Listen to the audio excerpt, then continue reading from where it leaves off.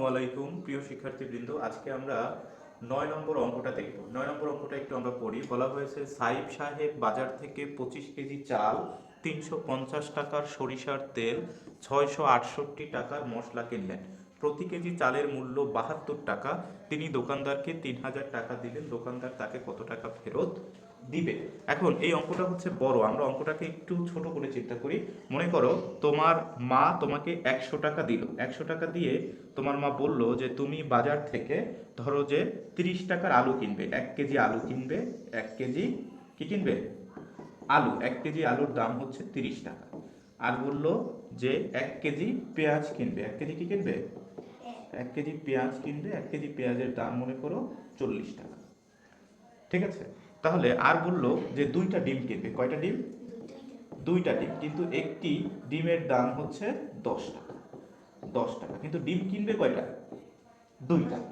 তাহলে এখন সব কিছু কিনে দোকানদারকে তুমি 100 টাকা দিলে। কথা হচ্ছে এই দোকানদার তোমাকে কত টাকা ফেরত দিবে, এটা হচ্ছে আমাদের অঙ্ক। তাহলে দেখো, শুরুতে আমাদের এই অঙ্কটা শেষ থেকে করতে হবে। হ্যাঁ, তাহলে আমি দিয়েছিলাম কত টাকা দোকানদারকে? 100 টাকা। এখন 100 টাকা থেকে আমি যেই মালামালগুলো কিনেছি এই টাকাটা বিয়োগ যাবে, তারপর তো দোকানদার আমাকে টাকা দিবে। তাহলে দেখো, আমি তোমার আলু কিনছিলাম কয় কেজি?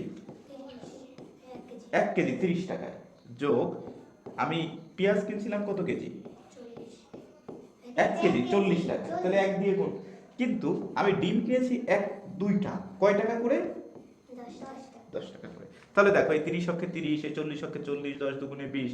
এবার এটা সব যোগ করে আমরা এটা দিয়ে যদি বিয়োগ করে দিই 100 দিয়ে, তাহলে তো আমি উত্তর পেয়ে যাবো। একটু দেখো, এই যে 1 কেজি পেঁয়াজ আমাদের 1 কেজি, একটু লক্ষ্য করো, 1 কেজি 1 কেজি পেঁয়াজ, তাই আমি 1কে 30 দ্বারা গুণ করেছি, কারণ 30 টাকা কেজি। 1 কেজি ধরো যে আলু, আলু হচ্ছে 40 টাকা, তাই ধরলাম যে 40 বা 30 টাকা দিয়ে আমি এটা গুণ দিলাম, যেটার যে দাম। আর ডিম হচ্ছে 2টা, তাই 10 দিয়ে গুণ দিলাম। এখন দেখো, এই তাহলে কত টাকা ফেরত দেবে, এটা আমরা এই অঙ্কটা করলেই বের করে ফেলতে পারবো। দোকানদার ফেরত দিবে আমাদেরকে। দেখো, যদি এই অঙ্কটা তুমি করো তাহলে 100 বিয়োগ এখানে থাকে 30, এখানে হয় 40, আর এখানে হয় 20। তাহলে কি দাঁড়ায়? এখানে হচ্ছে 100 বিয়োগ এখানে হয় 90। তাহলে কয় টাকা ফেরত দেয় তোমাকে? 10 টাকা। এখন এই অঙ্কটাই, ঠিক এই অঙ্কটাই আমার এখানে অনেক বড় আকারে দিয়েছে। কি দিয়েছে? অনেক বড় আকারে দিয়েছে। তাহলে এই বড় আকারে অঙ্কটা আমরা কিভাবে? দোকানদার ফেরত দিবে, ফেরত দিবে। তাহলে একটু দেখো, দোকানদার ফেরত দিবে কত টাকা। আমি কত টাকা দোকানদারকে দিয়েছিলাম? 3000 টাকা দিয়েছিলাম। 3000 টাকা থেকে আমি কি করেছি? দোকানদারের কাছ থেকে 25 কেজি চাল কিনেছি। 25 কেজি চাল কিনেছি, কিন্তু 1 কেজি চালের দাম ছিল আমার 72 টাকা। তাহলে এটা 72 দিয়ে গুণ দিলাম, চালের দাম পেয়ে গেলাম। তারপরে আমি করেছি সরিষা কিনেছি। সরিষা কিনেছি হচ্ছে 350 টাকার, যোগ আমি হচ্ছে 668 টাকার মশলা কিনেছি। 668 টাকার মশলা কিনেছি। এটা সব হচ্ছে গিয়ে টাকায় রূপান্তর হবে, কারণ এটার এককগুলো হচ্ছে টাকা। আচ্ছা, এবার আমি একটু দেখি। দেখো, আমরা যদি এই 3000কে রাখি, প্রথমে এই সরল অঙ্কটার মধ্যে গুণ আছে, যোগ আছে, তাহলে প্রথম কার কাজ করতে হবে? যোগের নাকি গুণের? গুণের কাজটা আগে করতে হবে। তাহলে গুণের কাজটা করতে হলে আমি 72কে 25 দিয়ে যদি গুণ করি, তাহলে একবারে করতে পারি। দেখো, 25 দুগুণে 50, হাতে থাকে 5 শূন্য, হাতে থাকে 5, আর 7 25 হচ্ছে 175। 175 আর 5 গুণ করলে হয় 180। তাহলে দেখো 1800 টাকা হয়ে যায়। 1800 টাকা আমার এইটা গুণ করলে আমার 1800 হয়। তাহলে আমি লিখলাম 1800। আর এই যে 350 এবং 668 আছে, এটা আমি ঠিক এভাবে রেখে দিলাম। এখানে লিখলাম আমি টাকা। আচ্ছা, এরপরে হচ্ছে দেখো, এই যে 3000, সেটা আমি এরকম রেখে দিলাম, বিয়োগ। এখন আমি এই কটা যোগ করবো, তাহলে এখানে 8, এখানে 0, এখানে 0, তার মানে এখানে নামে হচ্ছে 0 না, এখানে নামে হচ্ছে 8, এখানে হচ্ছে নামে 8। তারপরে এই 6, এই 5, 6 আর 5 11, 11 আর 0, তাহলে 11, 1 হাতে থাকে আমার কত? 1। তারপরে হচ্ছে দেখো, এই 6 আর এই 3 9, 9 আর 8, 9 আর 8 হচ্ছে 17, 17 আর 1 18, 18 8 হাতে থাকে 1, তাহলে এই 1 আর এই 1, এই হচ্ছে 2 নেমে গেল। এখন এইখানে দেখো, এখানে কিন্তু আমার আর এই যে প্রথম যে ব্র্যাকেটটা, ফার্স্ট ব্র্যাকেট, এটা কিন্তু আর দরকার হয় না, তাহলে এটা আমি মুছে দিলাম। তাহলে এই হচ্ছে আমার জন্য টাকা। এবার আমার 3000 থেকে এটা যদি বিয়োগ দেই, তাহলে আমরা উত্তরটা পেয়ে যাই। দেখো 8 আছে কত হলে 10 হবে, হাতে থাকে 2, 1 আর 1 2, 2 আছে কত হলে 10 হবে, হাতে থাকে 8, হাতে থাকে 1, 8 আর 1 9, 9 আছে কত হলে 10 হবে, হাতে থাকে 1, তাহলে 182 টাকা। তাহলে দোকানদার তোমাকে কত টাকা ফেরত দিবে? উত্তর হচ্ছে 182 টাকা। 182 টাকা দোকানদার আপনাকে ফেরত দিবে। এই হচ্ছে আমাদের জন্য অঙ্ক, উত্তর 182 টাকা। তাহলে একটু বোঝা গেল ব্যাপারটা? যদি কোনো জায়গায় কোনো সমস্যা থাকে কমেন্ট করে জানাতে পারো। আচ্ছা, এবার আমরা 10 নম্বর অঙ্কটা দেখব। 10 নম্বর অঙ্কটা একটু দেখো। বলা হয়েছে যে একটি ফলের দোকানে আনারস 48 টাকায়, একটি আনার 95 টাকায় এবং একটি আতা ফল 75 টাকায় বিক্রি হয়।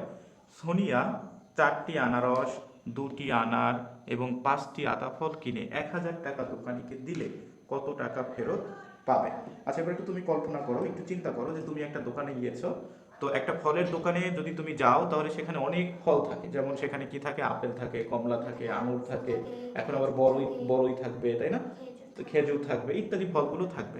তাহলে এই যেই তোমার মতো একটা মেয়ে, নাম হচ্ছে সোনিয়া, সে কি করেছে?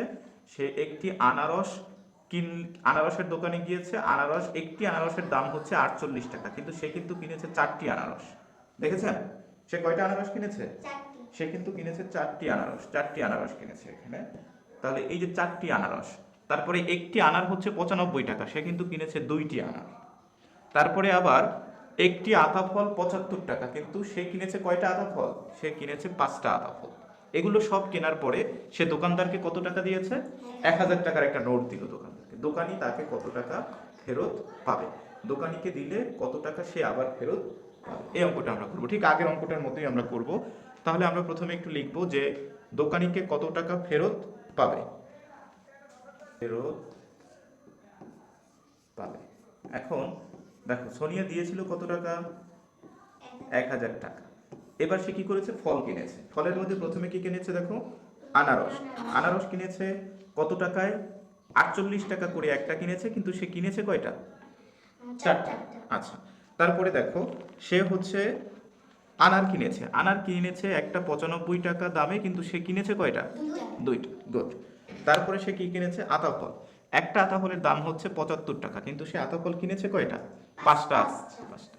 তাহলে এখন এইগুলোর মধ্যে সব চিহ্নগুলো কি হবে? যোগ, কারণ এগুলো তো সব যোগ দিয়ে তারপর দোকানি 1000 টাকা থেকে বিয়োগ দেবে, এই জন্য বিয়োগ চিহ্ন। তাহলে এইখানে এই চিহ্নটা কি? টাকা। এই চিহ্নটা কি? আমরা লিখবো টাকা। তাহলে দেখো, এখন এইখানে হচ্ছে 1000 বিয়োগ, দেখো এটাকে যদি আমরা গুণ করি তাহলে কি দাঁড়ায়? 4 আটা 32 2, হাতে থাকে 3, 4 4 16 17 18 19, অর্থাৎ 192। যোগ, যদি 95কে আমরা গুণ করি 2 দিয়ে, 5 দুগুণে 10, হাতে থাকে 1, 9 দুগুণে 18 আর 1 19। যোগ, এটাকে যদি 5 দিয়ে গুণ করি তাহলে দেখো 5 5 25 5, হাতে থাকে 2, 5 7 35 আর 2 হচ্ছে 37। এইটা হবে টাকা। গেল। আচ্ছা, এরপরে হচ্ছে আমাদের এই হচ্ছে 1000 বিয়োগ। এখন এই তিনটা হবে যোগ, তার মানে এখানে 5, এখানে 0, এখানে 2, তাহলে 5 আর 2 7, এখানে 7, এখানে 9, তাহলে 9 আর 7 হয় 16, 16 আর 9 হয় 25, 25 এর 5, হাতে থাকে 2, তাহলে এই 3 আর 2 5, 5 আর 1 6, 6 আর 1 7, তাহলে এত টাকা। এখন দেখো, এইখানে আমরা এই ব্র্যাকেটটা দিতে পারি, নাও দিতে পারি। যদি ব্র্যাকেটটা দেই তাহলে আমাদের আরেকটা লাইন বেশি করতে হয়। ব্র্যাকেটটা আমরা তুলে দিলাম, এই যে 757, এখানে আমরা লিখলাম টাকা। তাহলে এরপরে আমরা কি করব? দেখো, এটা থেকে এটা বিয়োগ দিব। তাহলে এই 7 আছে কত হলে আমাদের এখানে 10 হবে, কারণ 10 হবে। দেখো, 7 আছে কত হলে 10 হবে? 3, হাতে থাকে 1 4, আর এখানে হচ্ছে 2, এই 243 টাকা। এইটা হচ্ছে আমাদের উত্তর।